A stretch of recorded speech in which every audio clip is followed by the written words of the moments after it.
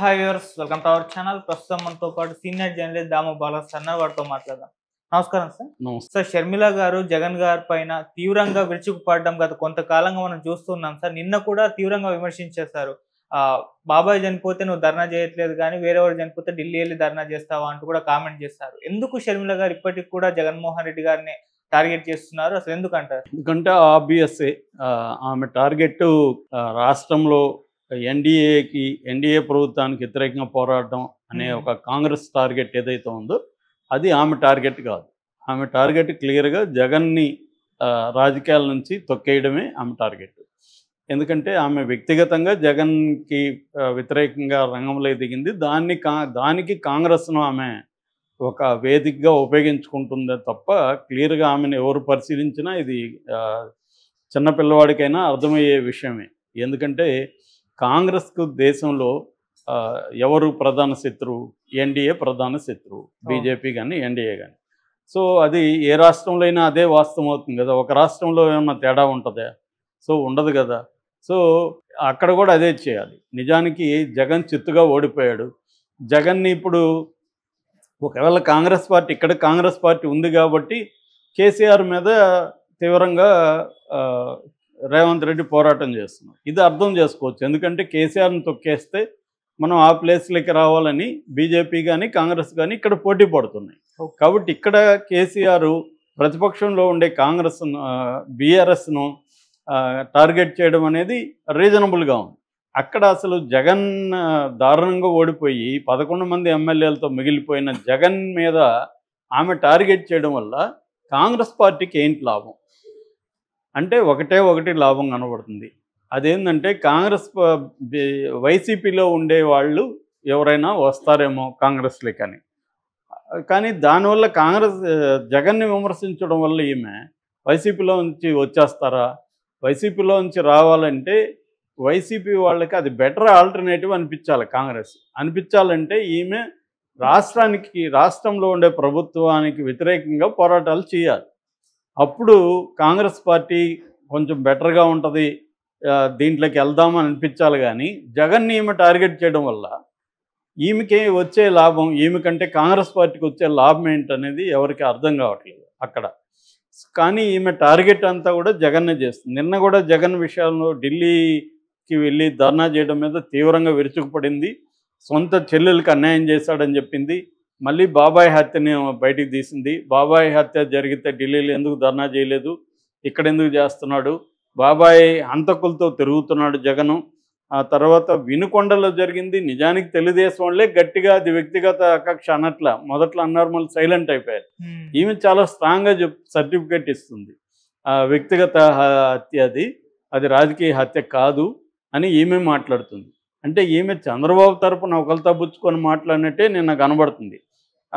అట్లాగే అసెంబ్లీ సమావేశాలకి ఎందుకు జగన్ హాజరు కావట్లేదు, దీన్ని ఎగ్గొట్టడానికే జగన్ వెళ్ళాడు అక్కడికి అనేది కూడా ఆమె మాట్లాడింది.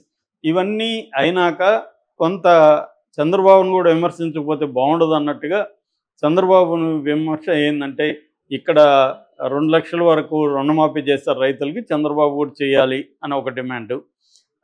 రెండవది ప్రత్యేక హోదా అడగాలి అని రెండవ డిమాండు. మూడవది ఇప్పుడు పంట నష్టం జరిగింది, నష్టపరిహారం ఇవ్వాలి అనే డిమాండ్. ఈ డిమాండ్ చేయడంలో అర్థం ఉంది.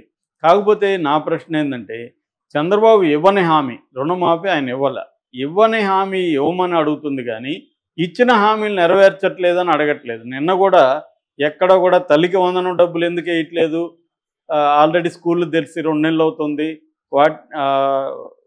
వాళ్ళకి అవసరం కదా ఇప్పుడు తల్లులకి, దాని ఎందుకు ఇవ్వట్లేదు? అట్లాగే వాన్లు కూడా పడిపోతున్నాయి పెద్ద ఎత్తున, పెట్టుబడికి రైతులకు అవసరం, మీరు చెప్పిన 20,000 ఎందుకు ఇవ్వట్లేదు? అట్లాగే ఉచిత బస్సు అన్నారు, ఎప్పుడు నెరవేరుస్తారు? ఆ తర్వాత 18 ఏళ్లకు పైబడిన స్త్రీలకంతా 1,400 డబ్బులు వేస్తామన్నారు, అది ఎప్పుడు ఇస్తారు? 3 సిలిండర్లు అన్నారు, ఎప్పుడు ఇస్తారు? వాలంటీర్లకి 10,000 ఇస్తా ఉన్నారు, అసలు దాన్ని తేల్చట్లేదు మీరు. ఇలాంటి అనేక హామీలు ఇచ్చి ఇప్పటి వరకు దాని మీద విధాన నిర్ణయాలు కూడా ఏమి అనౌన్స్ చేయకుండా చంద్రబాబు సైలెంట్గా ఉంటే దాన్ని ఏమీ ప్రశ్నించట్లేదు. రెండవది ఓట్ ఆన్ అకౌంట్ బడ్జెట్ 7 నెలలకు ఎందుకు పెడుతున్నారు, బడ్జెట్లో మీరు చెప్పిన హామీలు కేటాయించాలి కదా, అవి అడగట్లేదు. అంటే క్లియర్గా చంద్రబాబు ఇచ్చిన హామీలు నెరవేరుస్తున్నారా లేదా, ఎందుకు నెరవేర్చట్లేదని అడగట్లేదు. అడగకపోగా అడుగుతున్న జగన్ని విమర్శిస్తుంది. అంటే క్లియర్గా ఆమె ఎవరి వైపు ఉన్నట్టు, క్లియర్గా చంద్రబాబు వైపు ఉన్నట్టు తప్ప కాంగ్రెస్ వైపు ఉన్నట్టు కాదు. మరి కాంగ్రెస్ అధిష్టానం ఎందుకు సహిస్తూ ఉందో తెలియదు. ఎందుకంటే ఈమెను విమర్శించిన వాళ్ళని కాంగ్రెస్ సస్పెండ్ చేసింది. రాకేష్ రెడ్డి, ఇంకొక ఆమె ఎవరు ఉంది, వాళ్ళ ఇద్దరిని కూడా కాంగ్రెస్ సస్పెండ్ చేసింది. అంటే ఈమెను ఎవరు విమర్శించొద్దని కాంగ్రెస్ చెప్తున్నట్టే కదా క్లియర్గా. మరి అధిష్టానం ఆంధ్రప్రదేశ్కి సపరేట్గా ఉన్న స్కీమ్ ఏమన్నా వేసుకునిందా అనేది తెలియదు మనకి. అంటే వాళ్ళకి దేశం అంతా ఒక వ్యూహం ఉంటే ఆంధ్రప్రదేశ్లో ఏమన్నా వ్యూహం వేరే ఉందా, ఇదైతే ఎవరికి కూడా అర్థం కాలేదు. ఎందుకంటే కాంగ్రెస్ ఈ రకంగా ఏ రకంగా బలపడుతుంది. నిజానికి ఆమె బాబాయ్ హత్య అనేది అరిగిపోయిన రికార్డు, అది మళ్ళీ వేస్తుంది. ఆల్రెడీ ఇది ఫెయిల్ అయింది. ఆ రికార్డు వేస్తుంటే ఆమెకి కనీసం డిపాజిట్ రావాలి కదా, అది నమ్ముంటే ప్రజలు. అది నమ్మట్లేదు ప్రజలు. నమ్మట్లేదంటే అది వాళ్ళకి అనవసరమైంది, వాళ్ళ జీవితాలకు సంబంధం లేదు. అది ఆల్రెడీ అది ఎప్పుడో అయిపోయింది. దాన్ని వైసీపీ ఉపయోగించుకునింది 2019లో. తర్వాత తెలుగుదేశం ఉపయోగించుకోవడానికి ప్రయత్నించింది. తెలుగుదేశం కూడా దాన్ని పక్కన పెట్టేసింది ఒక రకంగా. ఎలక్షన్లో దాని మెయిన్ అంశం తెలుగుదేశం చేయలే, ఈమె పట్టుకునింది. ఈమె పట్టుకొని సాధించింది ఏంది సాధించాల, మళ్ళీ దాని చెప్తుంది. సో ఢిల్లీలో ధర్నా చేయడం అనేది వ్యతిరేకించొద్దని కాదు, వ్యతిరేకించవచ్చు క్లియర్గా. కానీ ఆమె రోల్ ఏంటి? ఆమె ప్రతిపక్షమా కాదా? ఫస్ట్ ఆఫ్ ఆల్ ఆమె జగన్కి ప్రతిపక్షమా లేకపోతే కూటమికి ప్రతిపక్షమా, అది ముందు తేల్చుకోవాలి. తేల్చుకున్నప్పుడు నీ టార్గెట్ మెయిన్గా చంద్రబాబు కూటమి మీద వాళ్ళ హామీలు నెరవేర్చాలని చెప్పి, తర్వాత రాష్ట్రంలో శాంతి భద్రతలు లేవు, ఈమె వైఎస్ఆర్ లెగసీ నేనే వైఎస్ఆర్కి వారసురాలని అంటుంది. మరి వైఎస్ఆర్ విగ్రహాలను విపరీతం కొలగొట్టారు. ఎస్కే యూనివర్సిటీలో వైఎస్ఆర్ విగ్రహాన్ని తీయించేశారు. ఇలాగ అనేక చోట్ల చేశారు కదా, మరి దాన్ని ఎందుకు విమర్శించట్లేదు ఈమె?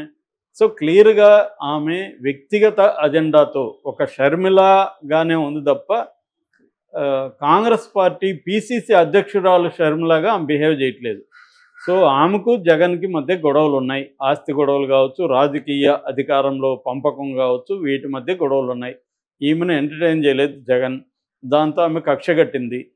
అదేదంటారు కదా, పాతకాలంలో ఒక స్త్రీ కక్ష కడితే ఎలా ఉంటుందని, అలా నిన్ను నాశనం చేసే వరకు నేను నిద్రపోను అన్నట్టుగా ప్రతిజ్ఞ చేసింది. దాంతో ఆమె దిగింది అనేది క్లియర్గా మనకి అర్థమవుతుంది. అందుకని ఆమెకి చంద్రబాబు ఇంకొకరు అనేది ఇంపార్టెంట్ కాదు, జగనే ఇంపార్టెంట్.